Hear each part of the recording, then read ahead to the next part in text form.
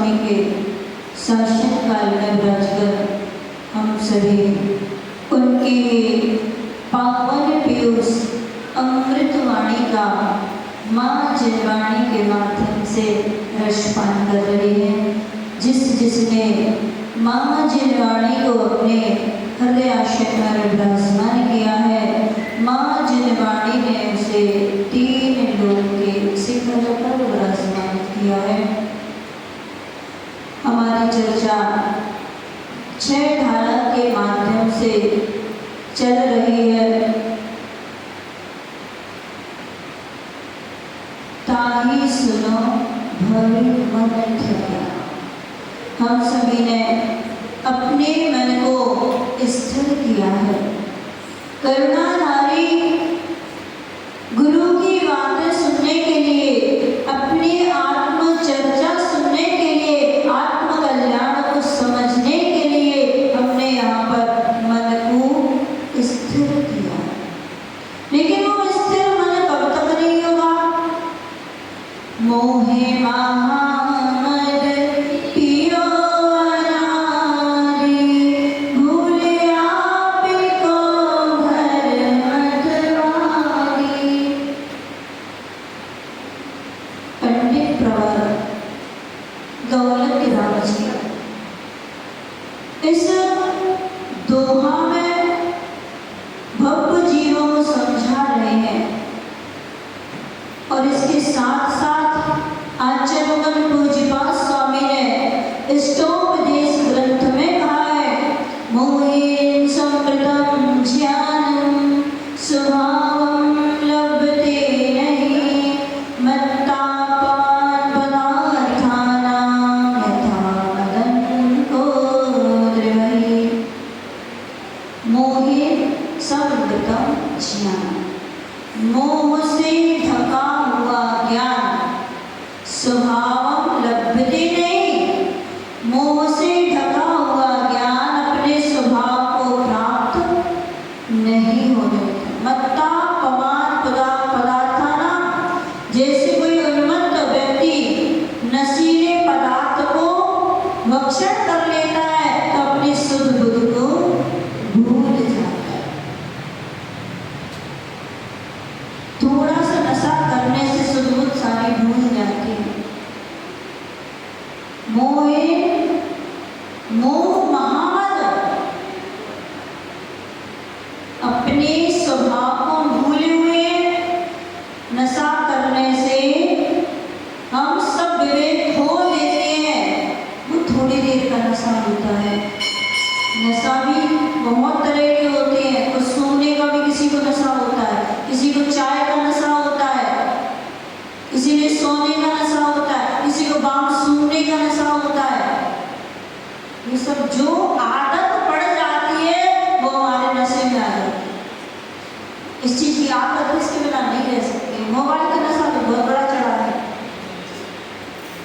दिन भर कितने ही थके होंगे, लेकिन रात में जब तक मोबाइल नहीं चलाएंगे बहुत नशा है उसमें। नींद नहीं आती बिना मोबाइल चलाए। नींद आने के लिए मोबाइल चलाते हो या नींद भगाने के लिए मोबाइल चलाते हैं? मुझे तो लगता है कि मोबाइल देखने से नींद भाग जाएगी। आप लोग कहते नींद आती नहीं है, मोबाइल देखे तो नींद आ जाती है। ये भी नशा है। ऐसे नशे को अनादिकाल से करते आ रहे हैं। ये फिर भी इस पर्याय में है, मैं मिला मोबाइल नहीं मिला, कोई भरोसा नहीं है। लेकिन मोह रूपी मदिरा का पान कब से किए हो? अनादिकाल से मोह रूपी मदिरा का पान किया है, इसीलिए आज तक अपनी आत्मा तक नहीं पहुंच पाए। उस नशे में घूमते रहते, कभी किसी से मोह, कभी किसी से मोह। आपसे तो मुझे लगता है कोमल हृदय के रामचंद्र जी थे। वो रामचंद्र जी थे कोमल हृदय के।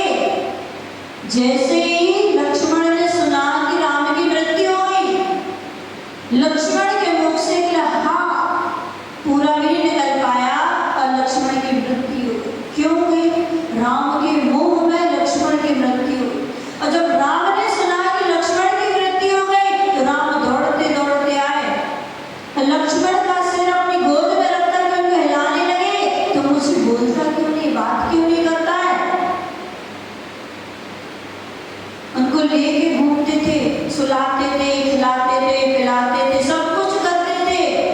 लेकिन महापुरुषों के शरीर से बदबू नहीं आती है।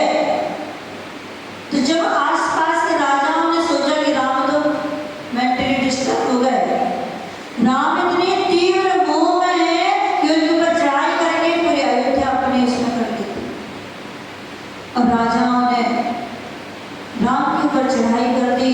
जब सुग्रीव को, विभीषण को पता चला कि राम जो है लक्ष्मण के मोह में उन्मत्त हो गए, तो सभी लोग उनको समझाने आए। राम को बहुत समझाया कि लक्ष्मण की मृत्यु हो गई। रोज खिलाते थे, रोज पिलाते थे, रोज नहलाते थे, नए नए कपड़े पहनाते थे। और कोई उनको समझाता था तो उठा के कंधे में रख के और भाग जाते थे वहां से। और कोई उसे बोलता था कि तुम्हारा भाई मर चुका है, तो राम कहते थे मेरा भाई नहीं मरा है, तेरा भाई मरा है, तो अपने भाई का दाह संस्कार कर दे। कुछ समझ में नहीं आता था। एक दिन नहीं, 2 दिन नहीं, 1 महीने नहीं, 2 महीने नहीं, कितने महीने हुए थे? 6 महीने पूर्ण नहीं हुए थे। 6 महीने अभी पूर्ण नहीं हुए थे। और जब इसीलिए कहते हैं जीवन में कभी किसी को शत्रु बना के मत जा। इस तन से श्वास निकले उसके पहले सबको अपना मित्र बना लेना। वो जटायु पक्षी का जीव और उनका सेनापति कृतांत वक्र दोनों मरण करके स्वर्ग गए थे। और जब उनको अवधि ज्ञान लगाया दोनों देवों ने कि मेरे भगवान, मेरे स्वामी, मेरे राजा मुंह में पड़ गए। और दोनों स्वर्ग से आकर के जब वो कंधे पर रख के चलते हैं तो आगे आगे जा करके राम के आगे पहुंच करके बंजर भूमि में हल जोतने लगते हैं।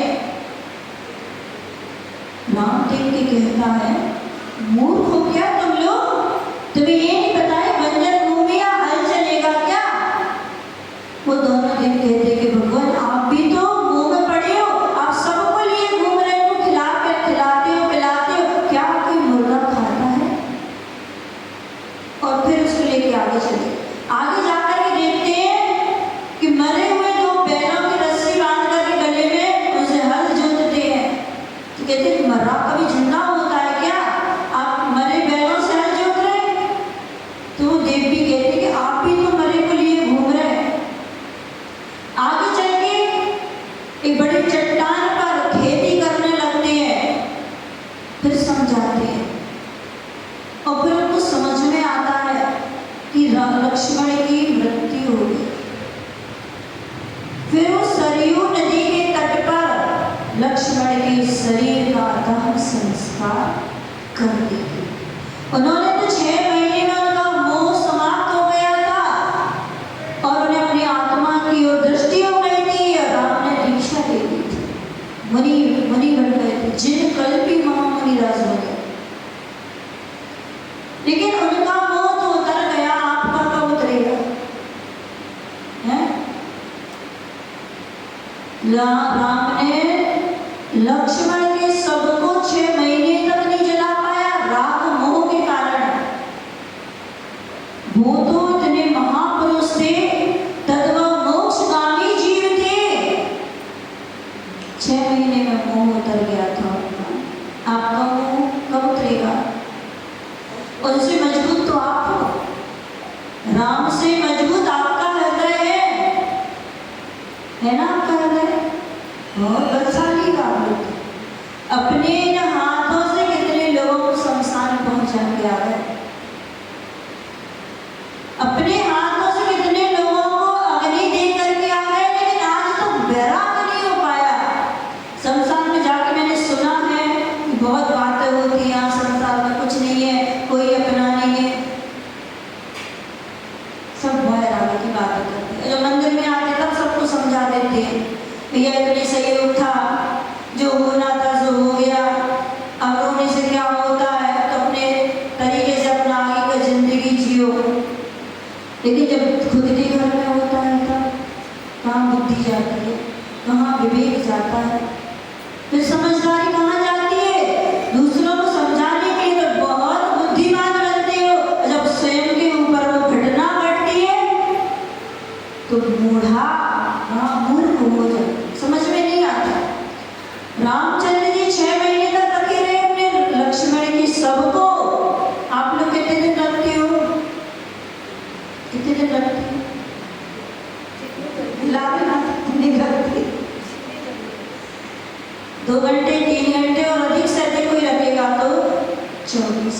कोई बाहर से आ रहा होगा, दूर से आ रहा होगा, तो 24 घंटे के बाद इंतजार नहीं करते हो, फिर बदबू आने लगेगी, ले चलो।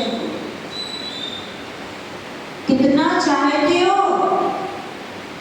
कितना प्रेम करते हो, लेकिन फिर भी रख नहीं पाते। अपने हाथों से अपने पिता को अग्नि दे करके आते हैं, अपने हाथों से अपनी माँ को अग्नि दे करके आते हैं, अपने हाथों से अपनी पत्नी को अग्नि देकर आते हैं, अपने हाथों से अपने बेटे को अग्नि देकर आते हैं, लेकिन फिर भी मोह कम नहीं होता। अग्नि जल रही थी, अग्नि जल रही थी, उस पे बेटा लेटा हुआ था। पिता ने अग्नि दी, बेटा कहता है रुको, सभी लोगों मेरा एक संदेश लेते जाओ। वह जलती हुई अर्थी सबसे बोले मेरा एक संदेश तो लेते जाओ। अग्नि जलती हुई चिता बोल रही थी,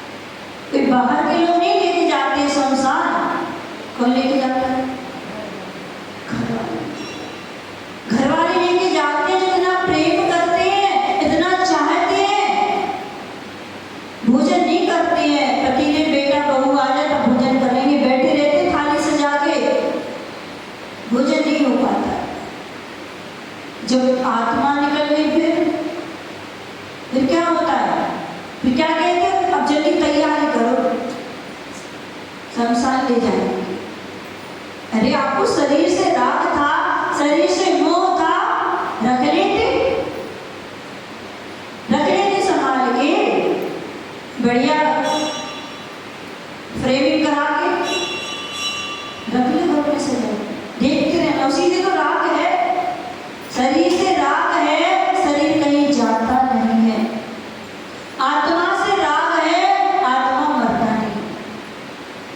आत्मा से यदि राग है तो आत्मा कभी मरता नहीं है। यहाँ उसका मरण हुआ एकम दो त्रिकाल आहार का, कहने में बहुत समय हो गया। 3 समय में नियम से दूसरा शरीर ग्रहण कर लेता है। इस शरीर से प्राण जब निकलेंगे जब आगे की व्यवस्था कर लेंगे। मुझे अगले भाव में कहाँ जन्म लेना है, तब तक इस शरीर से प्राण नहीं निकलेंगे जब तक मेरी आगे की व्यवस्था नहीं हो जाएगी। आत्मा मरा नहीं है। या इस शरीर को छोड़ करके जब पुराने कपड़े हो जाते हैं, गंदे हो जाते हैं, फट जाते हैं, तो कपड़ों को बदलते हो कि नहीं बदलते? ये शरीर भी जीर्ण शीर्ण हो गया, बूढ़ा हो गया। बहुत इसकी सेवा की, इस शरीर के राग में बहुत सेवा की, लेकिन फिर भी इसको ढलने से नहीं बचा। कहते ना, उगता सूरज धीरे धीरे ढलता है, ढल जाएगा। उगता सूरज धीरे धीरे ढलता है, ढल जाएगा, ढल जाएगा। आज जवानी पे इतराने वाले, ढलता है, ढल जाएगा। उगता सूरज धीरे धीरे ढलता है, ढल जाएगा। सुबह देखना सूरज निकला है ना, तुमने देखा होता है सूरज धीरे धीरे धीरे धीरे शाम को ढल जाता है, डूब जाता है। ऐसे ही जिस दिन हमारा जन्म हुआ था, जन्म नहीं हुआ था, जिस दिन हम गर्भ में आए थे, उसी दिन से मृत्यु प्रारंभ हो गई। अपना को लगता है कि बालक बालिका जब बाहर आते तब से उनका जन्म शुरू होता है। नहीं, जब वो गर्भ में आते तभी से उनकी आयु प्रारंभ हो जाती है। जब वो बाहर आते हैं तब तो उसके 9 महीने की आयु पूर्ण हो जाती है। तो जिस शरीर को छोड़ते हैं और आगे की व्यवस्था करते हैं, तब हम इस तन को छोड़ पाते हैं। जब तक व्यवस्था नहीं होगी तड़पते रहेंगे, लेकिन शरीर से प्राण नहीं निकलते। सब रख लेना है ना, जिसके जो भी खत्म हो, जिसको बहुत प्रेम करते हो, बहुत चाहते हो, उसको जलाने मत जाना, कोई रख लेना सामान, आपके ही तो है, रखे रहना सब। उसको देखना, खिलाना, पिलाना। यदि आपको शरीर से राग होता तो किसी को मोक्ष मार्ग पर जाने से रोक नहीं पाते। शरीर से तो राग होता है। ये पतिदेव मेरे लिए साड़ी नई नई खरीद के लाते हैं, ये मेरे ज्वेलरी खरीद के लाते हैं, बेटा जब मैं बूढ़ा हो जाऊंगा तो बेटे की बहू की रोटियां खाऊंगा। यही तो राग है, और क्या राग है? इससे आगे और क्या राग होता है? कोई राग नहीं। सब स्वार्थी दुनिया है। जब तक स्वार्थ है तब तक अपने हैं, और जिस दिन स्वार्थ खत्म हो जाएगा राग भी समाप्त हो जाएगा। एक भाई बेचारा गरीब हो गया पाप कर्म में खुदाई से, और एक बहुत अमीर है, किससे राग रहेगा? किससे राग रहेगा? जोर से बोलो, किससे राग रहेगा? गरीब से या अमीर से? हैं? तो धीरे से बोले, अमीर से। अमीर वाले से राग रहेगा। तो आपको ना किसी के शरीर से राग है, ना किसी की आत्मा से राग है। आपको राग है तो दौलत से राग है। दो लत, जो 2 लात मारती है ना, उल्टे मुंह डले दिखते हैं। जब तक जेब में है तो ठीक है, जब तक तिजोरी में है तब तक ठीक है। अमीर यहाँ जाओगे तो सोने की राखी लेके जाओगे। अमीर भाई के रक्षाबंधन पे जाओगे, सोने की राखी, मिठाई का डिब्बा और कपड़े लेके जाओगे। और गरीब क्या जाओगे तो 10-20 वाली राखी, मिठाई तो नहीं, फल भरी ले जाओगे, नहीं भी ले जाओगे। क्या करना, गरीब ही तो है। ये स्वार्थी है, बहुत बड़े स्वार्थ की दुनिया है। इस स्वार्थ को पहचानना है, इस मोह को पहचानना कह रहे मोह महामद पियो अनादि भूल आपको भर मत बांधे। हम अपने स्वभाव को भूल गए हैं। हमारे आत्मा पर 8 पर्दे पड़े हुए हैं। ज्ञानावर्णी का पर्दा, दक्षिणावर्णी, वेदनी, मोहिनी, आयु, नाम, गोत्र, अंतराय, इनमें सबसे मोटा पर्दा, सबसे वजनदार पर्दा, सबसे बड़ी दीवार के रूप में कोई खड़ा है तो मोहिनी कर्म खड़ा। जब वो मोहिनी कर्म समाप्त हो जाता है तो 8-7 कर्म तो अपने आप पीछे हट जाते हैं। मोहिनी मोह रूपी राजा है। यदि राजा ही परास्त हो जाएगा तो सेना तो अपने आप परास्त हो जाएगी। तुम्हें इस मोह को परास्त करना है। जब ये मोह समाप्त हो जाएगा, जब बच्चे की शादी पक्की होती है, जब उसकी सगाई होती है, गुरु ने कहा बेटा कल क्यों नहीं आए थे? गुरुजी कल मेरी सगाई थी। गुरु ने कहा बेटा अब तो मेरा नहीं रहा। मेरा नहीं रहा? गुरुजी ऐसी बात क्यों कहते? कुछ दिन बाद आया, बेटा बहुत दिनों से नहीं आया। गुरुजी कल मेरी शादी थी ना इसलिए नहीं आ पाया। बेटा अब तो अपने माँ बाप का भी नहीं रहा। फिर कुछ समय बाद आया, बेटा बहुत दिनों बाद आए हो, क्या करें गुरुजी, बेटा हुआ है ना, अब तो अपनी पत्नी के भी नहीं रहे। गुरुजी की बात तो उसको समझ में नहीं आई। गुरुजी आखिर कहना क्या चाहते हैं? गुरु के पास पहुंचा, निवेदन किया, हाथ जोड़े, गुरुजी बात पूछना चाहता हूँ। हाँ पूछो। जिस दिन मेरी सगाई हुई थी आपने कहा था तो मेरा नहीं रहा। जिस दिन शादी हुई तो फिर अपने माँ बाप का नहीं रहा। आज पुत्र हुआ है तो फिर तो अपनी पत्नी का नहीं रहा। गुरु ने कहा मैं इसका जवाब तुझे प्रैक्टिकल में दूंगा। गुरु ने कहा मेरे पास रहो उससे। और उसके लिए गुरु ने प्राणायाम सिखाया।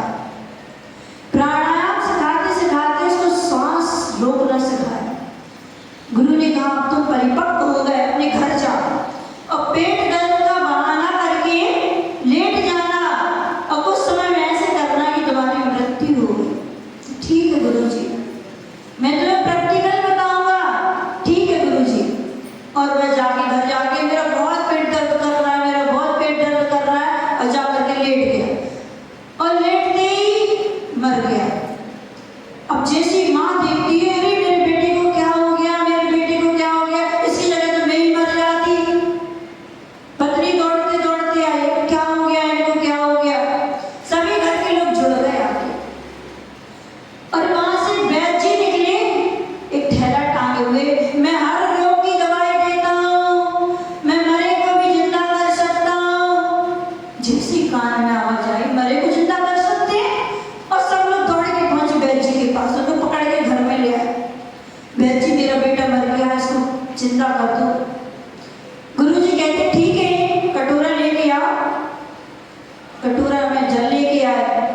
गुरु ने कहा मैं एक मंत्र पढ़ता हूँ और जो इस जल को पी लेगा वो मर जाएगा, बेटा जिंदा हो जाएगा। बेटा जिंदा हो जाएगा, ये मैं मर जाऊंगा।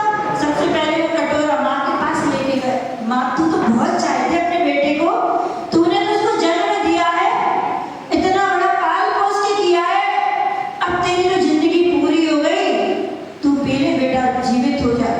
माँ कहती है मैं नहीं पी सकती ये एक बेटा चला गया तो क्या हो गया, दूसरा तो है।